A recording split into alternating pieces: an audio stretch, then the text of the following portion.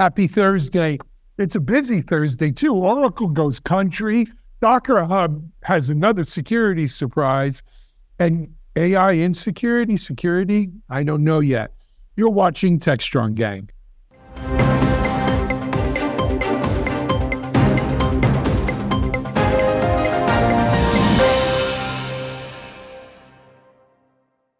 Hi, everyone. Happy Thursday to you. Alan Schimmel here at Techstrong or Techstrong Gang. We've got a loaded gang today with people from all over the place. Let me introduce you to who we have. First of all, joining us, I think from a foreign country, perhaps.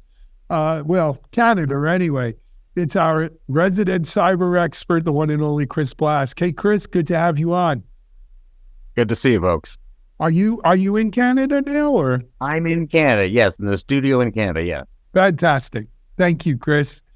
Joining us from New York, where we're actually grabbing him before he goes on CNBC or some other chat. Actually, where are you going today, Daniel? Yeah, I'll be down at the New York Stock Exchange today, doing a number of interviews. It's Fed Day here, so we're going to be talking, Fed and tech.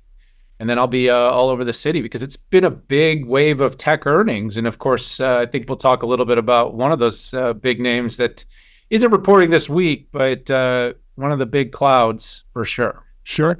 So that's Daniel Newman, CEO, founder of Futurum Group, joining us on the gang today. As he said, in New York, we're happy to have him. I think also joining us in New York, his native land, hailing from the Bronx, the one and only Mike Brizard, our Chief Content Officer. Hey, Mike, how are you? I'm good. I'm hiding out in Dobbs Ferry today. Dobbs Ferry, a little upstate there, as we call it. And then joining me here at our Boca Raton headquarters is our Echo Insights editor, Bonnie Schneider. Bonnie, thanks for joining. Oh, my pleasure. Good to be here. All right. So let's kick it off. So as I mentioned in the outset, Oracle's going country. I don't know, does this mean Larry Ellison gets a cowboy hat? But they have, eschewed what has been sort of the normal migration path for tech companies from California to Austin and hopped all the way over to Nashville, which is, look, I love Nashville. It's an up-and-coming tech town as well as a great music town. As Austin's a great music town, too. But Daniel, you're an Austin guy. What do you think? Well, first of all, it was exciting when Oracle made its move. It has a big campus right near the lake, Lady Bird Lake in Austin in the city. And, one of the interesting things about it was while Oracle did claim the headquarters there, if you talk to most Oracleans, they would tell you that they were still mostly in the Bay Area. Now, I don't know if Larry changed his mind about the kind of sauce he wants on his barbecue or the type of country music he wants to listen to, but the move to me is in many ways city-wise, community-wise is very lateral. It's very similar. Now, having said that, Nashville has something that I believe Austin lacks, and that's its healthcare and its focus on healthcare systems. And of course, it has a very, very well reputed university there at Vanderbilt. And I'm not going to say that UT is not reputed, but there's kind of these elements that if you want to be in a city around a certain subject matter, and Ellison's all in on healthcare, you need to be in a place where that is the central sort of industry in that community. And so I'm sure he's getting some great tax subsidies. I read about some of them, and I'm sure this process is going to take some years. As an Austonian, of course, we like to brag about having Oracle in our town, but they'll still be there. The headquarters they built will still be there. People will still be there, but they'll be naming the new domicile in Nashville because healthcare is the center of the Oracle universe. At least that's how Ellison is describing it. Really? So I wasn't aware of that strong. I mean, I know they had a strong healthcare focus. I didn't realize it was the center of it. But, look, a couple of things come to my mind. So first of all, we've been hearing for so long that Austin's sort of the new Silicon Valley, right? All of the California folks, not all, but many of the California companies kind of migrating into Austin, and it's a business friendly. And look, UT, the business school there's I forget the name of the business school. My son was accepted to it. Excuse me? McCombs, right. That's a fantastic business school. UT is one of the bigger universities. I was just reading an article the other day about the new Ivies, and they had 10 public Ivies that are, they say are on par with, the private traditional Ivy League schools. So, and Vanderbilt, look, Vanderbilt's obviously one of those kind of Ivy League analog schools. But I mean, is this sort of a one-off deal? Tennessee sort of dropped its drawers on the subsidies and everything to make it worthwhile for Oracle? Or do you think this is the next migration wave where we may even, go directly from California to Tennessee? Yeah. I mean, look, I think Tennessee has some favorable tax scenarios for employees. People want to live there. It does have great music, and the barbecue's okay. It's not Austin, but I know everybody out there is at least, someone in North Carolina and Kansas City that's booing all of us. But the point is that, when it comes to the environment, Nashville is a growing community. Its infrastructure is growing. One of the things I could tell you as someone that transplanted from Chicago to Austin is there are some elements that are required to be the center of a tech hub. And Austin has some of them, but it lacks some of them. And that's going to be on Texas to figure it out. And I mentioned the school. Yes, UT is good, but it doesn't have a Stanford. It just doesn't. Yeah. And so that's different. And then, of course, it's infrastructure. The education, I'm not talking about higher ed. I'm talking about the K-12. Education for the kids. The school systems have not been developed up to the point where they can attract as much talent and young talent. And the infrastructure like roads and stuff, it's very difficult to get around Austin. It's overcrowded now. They have not built the west to east of the city. Most of it's north-south to Dell. But the beautiful part of Austin's west of Austin in the hill country, and it's hard to get out there. And so, they need to continue to expand the infrastructure. We brought a lot of people in quick. Tesla came in, and then Oracle came in. And of course, you've got big campuses from companies like AMD. Intel is out there. Qualcomm has offices. Apple has a big office. IBM has a huge presence. So there's a lot of tech there. This isn't the beginning or the end. The Nashville question, and I know I'm dragging a bit here. So the Nashville question, it really is probably more of a one-off related to what Ellison's talking about. When they bought Cerner for $28 billion to revolutionize the electronic health records business, it really was about changing healthcare. This was a big play for its OCI business, winning more workloads in its cloud. And if it could be the dominant cloud provider to healthcare, one of the largest verticals that is going to need to migrate from prem to cloud, Oracle has a huge chance to become a much bigger cloud provider. Remember, they're the fourth provider by revenue right now. Yeah. If they want to become bigger, they need to really think about how to specialize and drive that high demand to the OCI cloud versus the other offerings that are out there. And specializing is going to be important. You're going to see it with Google. You're going to see it with Oracle, because to keep up with Azure and AWS at that more general level, they're going to need to have specialty. Even IBM's done it with like financial services. Yeah. They've got to zero in on something. Oracle's zeroing in on health, and health is very big in Nashville, Tennessee. To what degree do you think it really matters where the company is? Because, to your earlier point, most of the employees for Oracle are global. There are large sections in California, Texas, but they're everywhere. And I think most companies today are kind of highly distributed. So are we really looking at, Oracle is in Nashville, but they're basically, 10 offices for CEOs and execs that come by once in a blue moon? Well, the CEO didn't really move to Texas. He hasn't been in Austin. So, what I'd say is he has a plan of the kind of community. If you read the outlay of what they're intending to do, they're planning to build kind of this park building community with clinics and test areas where all the technology can be leveraged in healthcare in real time. I do think to some extent, it's a tax play. To some extent, it is being closer to the healthcare community play. I think to some extent, it's Larry determining his politics and taking his money where he thinks it will be best appreciated. And of course, I think Oracle likes to be different. It always has. Yeah. It was in the Valley long before everyone else was, and now everyone else is there, and he sees an opportunity to maybe win talent and win markets elsewhere. And to your point, maybe do it with better economics. The economics of the Bay Area are not great for most companies, and so it works for the talent. But if you don't need the talent to, I think both of your points, doing it elsewhere can make a lot of sense. So I wouldn't bet against Oracle here. I think it's really being more deterministic in its plans to run with healthcare. And it's doing it's a move that seems pretty lateral to me, Nashville from Austin. But for Larry and for Oracle, I guarantee you the books, the numbers have been well reviewed, and it makes sense for their business. It is getting a reputation, Nashville, for being healthcare, health tech. There's 900 startups in tech and healthcare in Nashville and more. Nashville alone, yeah. So it's definitely a hub for that if that's their aim, which sounds like it is. I don't think it's a knock on Oracle at all or anything. I think this is a plus for Nashville. Look, I'll tell you here in Florida, when people I speak to who are disenchanted because Florida is a crazy place to live now, given the economics and insurance and the political pushes and pulls, where do most people I speak to go to move? They're moving to Tennessee, to the Nashville area and the suburbs around Nashville. It's got a great rep as a good place. As Daniel mentioned, the K-12 school system there is supposedly at least better than it is here. I'm assuming maybe in Austin too. Look, good on Nashville, good on Tennessee, good for them, good on gotten Oracle. expensive. It's gotten expensive, just like Austin has. Well, But that's the problem with all the, it's that boom cycle thing, right? Everybody goes there because it's cheap, and then it's not cheap no more.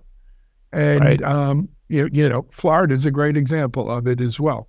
I hear that Californians are moving back, Alan, from Austin at least. So Well, we're very and sad about I have heard That's some of what it that myself from folks. Yep. So, hey, you got to live there, Daniel. I'm not going to put your address out there so we have protesters or anything. We have enough protests in this country. But Austin's still a great town. And to all my friends in Austin out there, I got you. I don't care what he says. All right. The Well, barbecue's still the best, Blacks. Texas and Nashville have been fighting it out for country music for decades. So now it's Right, just and that's true, too. They're both great music towns for, if you're into music. I think Nashville gets the cake there. Yeah, well, Just for we get the country, barbecue. We get the barbecue. I'll give They you get the barbecue music. and Tex-Mex. Yeah, we've got great Tex-Mex. Yeah.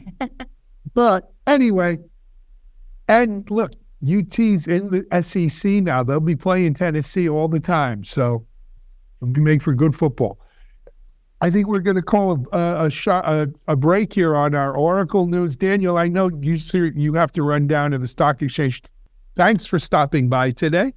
We hope to see you back here soon on the gang, and we'll be in touch. Daniel Newman, CEO, founder, Futurum Group here on Techstrong Gang.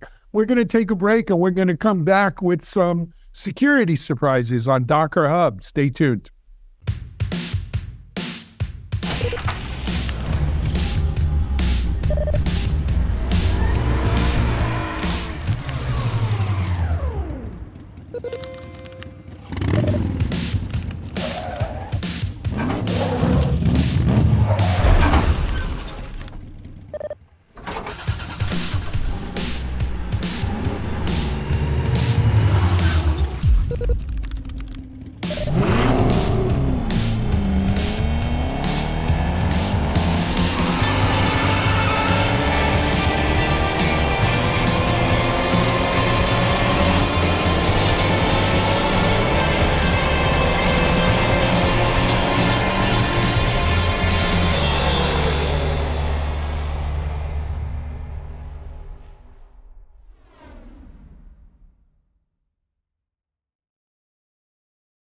All right, we're back here on Techstrong Gang. Having Daniel Newman from Futurum Group on is great. He brings a lot of insights to it. But, as part of our Futurum Techstrong hookup, we're going to see more and more of the Futurum analyst community on Techstrong Gang as well as Techstrong TV. And we think it adds a lot of value to you and to what you are wanting to know about. So that's something to look forward to going on. For now, though, let's jump over to this news on a little security surprise here with Docker Hub. I'm going to ask Mike Bizarre if you want to kick that one off. Mike, over to you. Yeah, it turns out that JFrog did some work with Docker, and I think JFrog did most of the work, but they discovered that all this content, and we're not talking about the code, but actual content that sits on Docker Hub has been loaded up with links to phishing sites and malware, and the ebooks have been compromised, and all the people who've been kind of using that as a quote-unquote marketing vehicle for sharing content, I guess nobody was watching the store because everybody started on the cyber criminal side, started uploading millions of these pages and these repositories that are basically codeless, and they're just a bunch of content with links that people are being asked to click on. And I guess they trusted that. And I have no idea, Chris, but how many folks do you think might actually have been involved? But every Docker developer I know plays around on that hub and clicks on just about everything.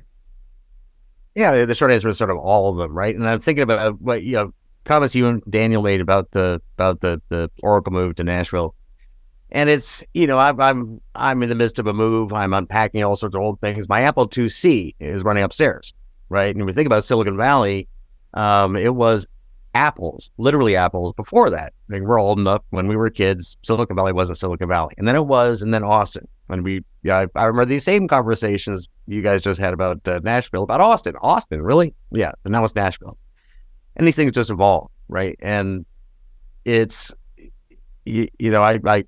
as we try to do, if we're reasonable folks, we're trying to filter our biases out. And I am so deep in supply chain security and companies like JFrog and so forth, and issues exactly like this, that it's easy to think that I'm seeing it because I'm focusing on it. But no, this is where we are right now, right? It's just like, the buildup in the tech hubs like Silicon Valley and Austin and so forth will lead to moving. And since we're building an electronic network, that leads to your point, distributed companies, where are the employees anyway, do the physicalities matter? And in this case, it leads to all these supply chain things. If I'm building repositories, as we have been doing for decades, for lots of good reasons, and this is a good example, that's also a vector. And if we haven't gotten around to looking at that issue from a security perspective, but we have been working through the other issues, we're raising the cost of real estate in exploits that you can read about, the historical exploits from 5 years or more ago. Now we're getting to the supply chain exploits. You could have been dumping things into places like this for decades, but mostly the adversaries were dumping things into other places.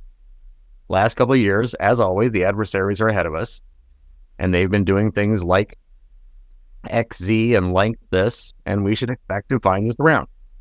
If I was spending my time being a nefarious actor, this is the area that I've been exploiting right now. Supply chain is rife. So first of all, this isn't the first Docker Hub security kind of embarrassment, right? There were previously a lot of like the crypto mining folks had put up fraudulent Docker containers, a Docker Hub that, they were like one letter off of a very well-known used container. So if you're using, an image in Docker Hub that was called XYZ, they would put up something called XYZZ. And a lot of people just carelessly would click on XYZZ instead of XYZ. But I don't mean to just nail Docker and Docker Hub here for this. This is a prevalent problem, as Chris says, across all of our repos. And when we build Frankenstein-like software by stitching together a lot of components from a bunch of different repos, right? And we call it software supply chain security now, right? But that's really what it is we're stitching together software from components in all of these repos. I don't understand why someone smart out there, and maybe I should stop the Techstrong thing and go do my next startup. I want repo firewalls. I want something that sits in front of your infrastructure or at the end gateway to that repo and doesn't let anything out unless it's been vetted and checked, right? And I think if we put that onus on the repo holders, and you know what? JFrog has one called Artifactory. And they have X-Ray that supposedly checks it. And our friends at Sonatype with the Maven and their repos and GitHub, all of these repos need to have repo firewalls at the gateway, making sure that what you're downloading, if you're downloading an old version of something, warning you, this is an old version, do it at your own risk. If it's not what it purports to be, we have enough, God knows we have enough AI and all this stuff to figure that out too. someone, I mean, either make a business around it or force the repo owners, operators to make a business around it. People were I clicking guess on that's where I have that two too. opinions on that. One, I'm sorry. No, I was just saying Buddy? that people were clicking on it because it would say, here's a free version of a video game. It wasn't like we were saying somewhere by mistake. A lot of it was intentional and Fishing. yeah, fishing. And I believe what they found that it's been going on for years. It wasn't like it was something they just noticed. It was there for a long time. Chris? Yeah. I mean, I feel sometimes like I sound like I'm making excuses for the problems, but a lot of them seem unavoidable. So Alan, I think there probably are business opportunities to do the kind of things you're talking about right now, and maybe that's the right thing. And I think people will certainly try that, and more power on them. Honestly, I think structurally the answer is different, but maybe we're not close enough to that to really stitch these things together. But yeah, this is where we are right now. And if Docker Hub is an example, if a repo or whoever's go back to their origin, and there's probably somebody else who's trying to do the same thing. If one of them had added all the security that we would like to have on these things, they may have not have become the default repo in the first place, because they would have been slower or more expensive. So this Darwinian, you can't put the security in place unless your competitors are putting it in place until the time is right that everybody has to do it. If you fall victim to this, I'm kind of going to blame the victim here, but the developers, it's kind of like, let me get this straight. If I told you were going to go to a foreign country where malaria is prevalent, and then you decided to go to a public pool and swim in it with everybody else, bad things are going to happen.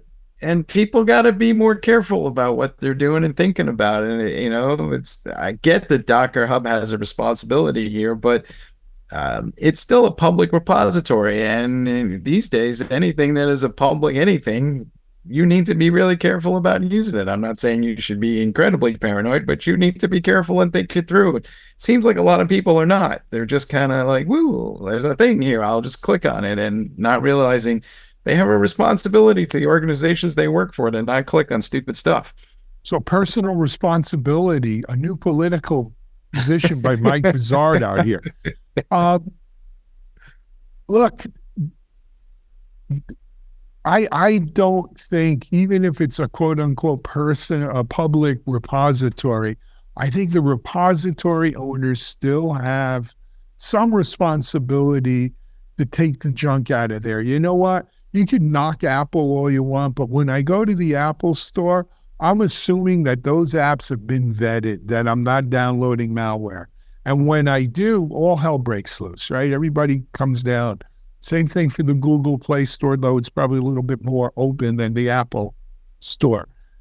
We need to, look, software is inherently built via repos today, via components downloaded from repos. We have got to do something about cleaning the sewers there. I think there's an existential choice people need to make. For all I say about the passage of time, right now, if you are, to your point, if you're responsible for repo like that and you're not thinking about this, and I would think dollars and cents and days and weeks, if you don't have the time and the resources to address this, you're probably going to get wiped out. You're not going to be the one around in a year or two. And same thing on the developers, right? I get it. A year, 2, 3, 5 years ago, there's no way you could competitively write every line of code yourself. We need to pull it in. However, we're here now.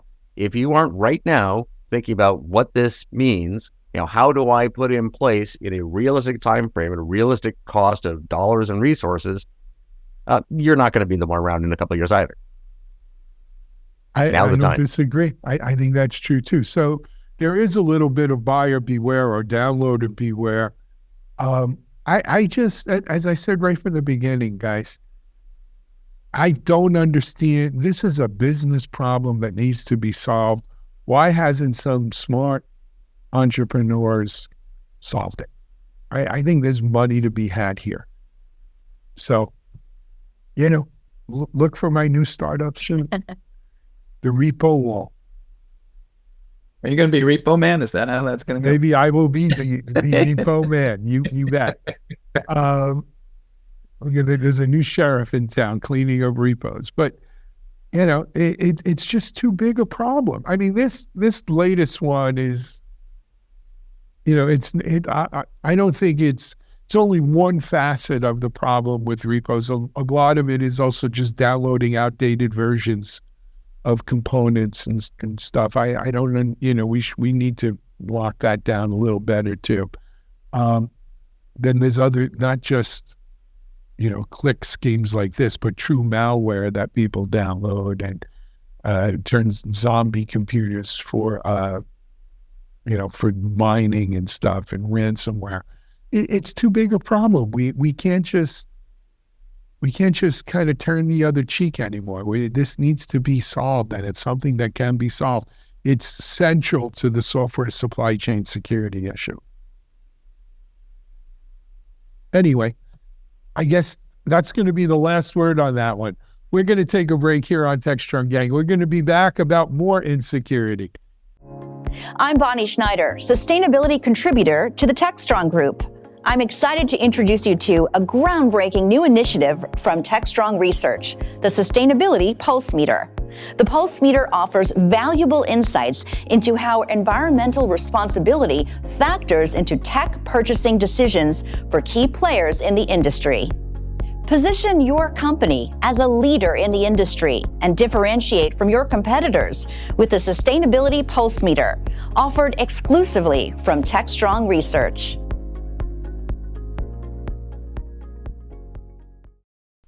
All right, folks, and we're back, and everybody out there is talking about AI, and a subset of folks are also starting to talk about security in AI.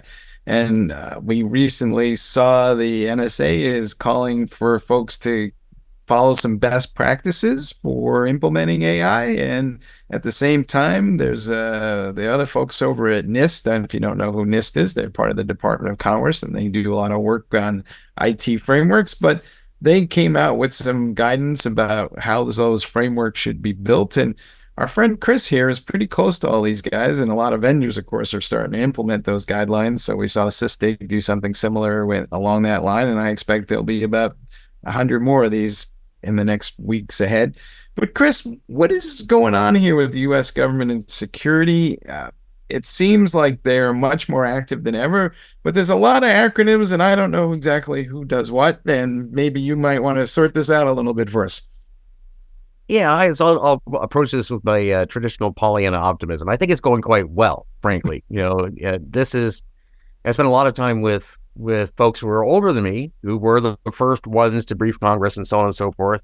In my career, I've spent a lot of time at each stage, the 90s and the 2000s and 2010s, and now in this decade, working with the government at various levels, the U.S. federal government, other federal governments. And I think, I'll try to stay away from politics and maybe just, have to get into ideology, right? I think the U.S. system works really well as compared to like the opposite, some totalitarian, authoritarian, socialist or fascist, whatever, where there's going to be some central committee who's going to tell us how this works. We saw that play on the Cold War, right? Our chaotic approach of governance and private and public sector just outcompeted, the Soviet model of centralized control.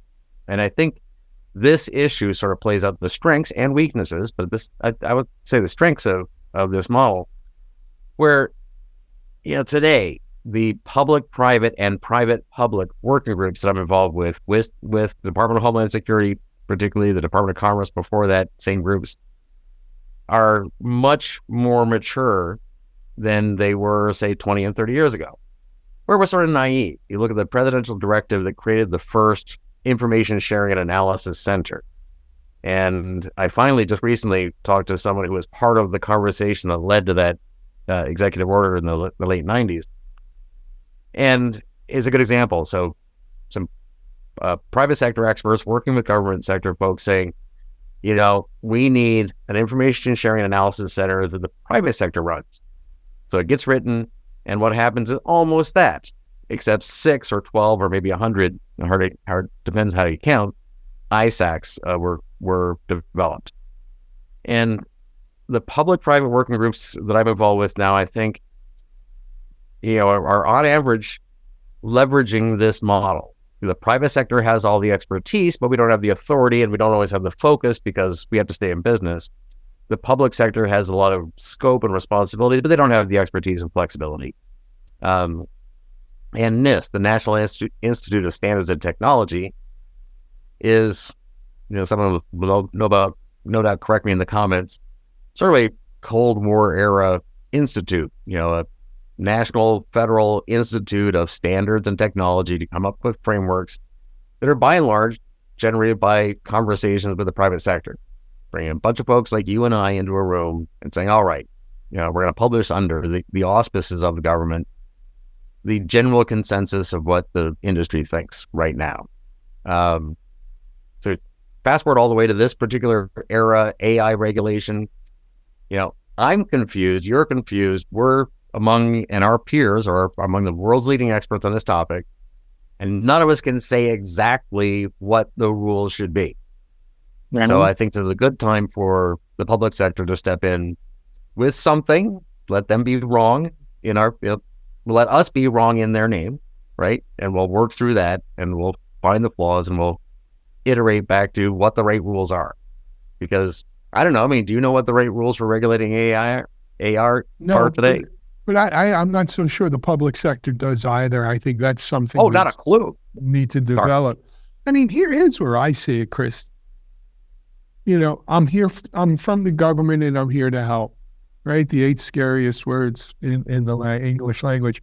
To me, the federal government does, the problem is it's a security cha-cha. It's one step forward, 2 steps back, 2 steps forward, 1 step back. Yes, NIST is working on these things. At the same time, NIST budget got cut in this era, budget cuts. And they killed the National Vulnerability, or they're not funding the National Vulnerability Database, I believe, project going forward. But the NVD, and again, the private sector has almost all the expertise. And you and I know fantastic, world-leading experts who are government employees, but the vast majority are from the private sector. And the NVD, the National Vulnerability Database, is a perfect example, because while I would generally agree that it should have been created, somebody had to do it. Is that the answer? Is it really workable going forward? Is it the best use of funds? That's a heck of a question. Yeah. And I would entertain the answer is no. But it kind of comes back to the issue of repositories we were talking about earlier. I think the future of technology and governance of technology looks different than the past. It's less about firewalls, it's less about having a repo wall, and it's more about all of us agreeing on efficient systems where we don't have to, build a wall everywhere. Right. Let me ask you this. In history, everybody who ever fought the next war using the last war's tactics and techniques got whooped for the first 2 years until they figured out that there was a different set of rules being applied and it was a different game. So are we in danger here of, reaching back to some Cold War era strategy and trying to use it to fight, essentially a two-front war against nation states on one side and a bunch of digital pirate criminals on the other? Yeah, the short answer is yes. And I would say in every, domain, whether it's literally the military, I love aircraft carriers. They're really cool. They're of my era. I don't know that, 100, they have these wonderful oil tanker based, expeditionary based ships. And there's like 5 or 10 of them out there. I love those things. They build them in a couple of years. They don't cost that much. Maybe we span the ocean with those. In this whole cybersecurity realm, I think centralized controls and even centralized, rules and standards are quite often the wrong approach. You assume you're going to lose some repos. There shouldn't be one of anything. We should have redundancy, and we should have organic redundancy. Walling off, trying to make this one thing perfectly secure, as opposed to assuming, whether through incompetence, nefarious entropy, whatever, that things will go down. How do I keep the entire system working? Is more the battleground, the cyber and physical battleground of the future. For all the years that I've been in security, before it was fancy and got called cyber, the biggest weakness was the guy behind, or the gal, or the person behind the keyboard. The human issue. They're the ones who click on the fish. They're the ones who, don't think things through. I don't think that changes. I don't think human nature changes. Who was it? Ira Weekler. His book is You Can Cure Stupid, right? I'm not so sure you can cure stupid. Not that people are necessarily stupid, but we make stupid mistakes. And that's what plagues us. I still think that's probably one of our biggest the soft white underbelly plaguing, security. I don't know how you legislate around that, policy make around it, or, at the end of the day, you got to take that as a given, and all your planning has to start from that. Chris, I'm going to give you the last word on it, and then we're going to wrap up this version of the gang. I just, I'll reemphasize, my optimistic proof that we're on this call now. The lights are on. The internet's actually working. Our financial system's working, right? So for all the mistakes, and we can look back, and there's a lot of fun to do. It's like, that was bad. That was a terrible idea.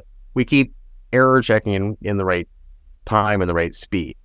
So I'm a systems person. I think our systems, our general open systems that we have around all this, are generally right. And when we come up with terrible ideas, like having a single national vulnerability database as opposed to having that information distributed and redundant, we'll find out and fix it just in time. Excellent. All right. Chris, Mike Vizard, Bonnie Schneider, and Daniel Newman, who was on earlier. Thank you all for being on Techstrong Gang today.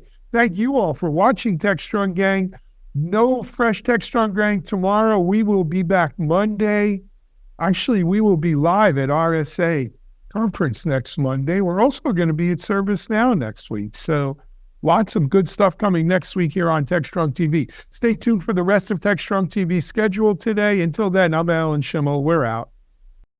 DevOps.com is the #1 online destination for DevOps education and community building. DevOps.com covers all aspects of DevOps, including DevOps best practices and tools, DevOps culture, DevSecOps, business impact, continuous testing, continuous delivery, and more. DevOps.com has the largest collection of original DevOps content, featuring breaking news, blog posts, podcasts, and more. Visit www.devops.com to learn more. DevOps.com, where the world meets DevOps.